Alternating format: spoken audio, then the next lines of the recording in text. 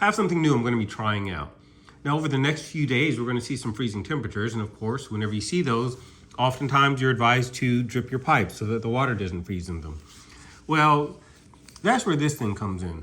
The way it's supposed to work is I put this on one of my outdoor faucets and I go ahead and I turn the faucet on at full.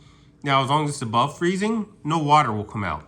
But once it gets down to 37 degrees, according to the documentation, it should start to automatically drip. They did provide a diagram for how it works, and so, I think this is sound. If I'm understanding this correct, as the temperature goes down, then we're gonna see some contraction in the metal. But it looks like this is two different metals that will contract at different rates. And when they do, then that's when it will allow this to open up and start letting water come out. I'm gonna go ahead and put it on one of my outdoor faucets. Now, if you're using this on yours, and if you don't want the inconvenience of having to disconnect your hose, you might wanna get one of those Y adapters so that you could have this freeze miser on one of the outputs and then put your hose on the other.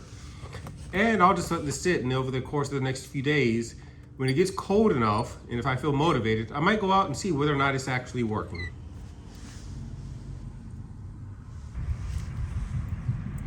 Well, it's at nighttime and it is now below 37 degrees. It's going to be 17 degrees by morning. And as you can see, this is dripping as it should, so I didn't have to do anything. It just started dripping once it got down below that temperature. And once it gets above that temperature, which won't be for a few days, then it'll automatically stop dripping. Now, it does need at least 10 PSI in order to function. So I can turn the water down if I want to adjust that drip rate, which I think I'm going to go ahead and do.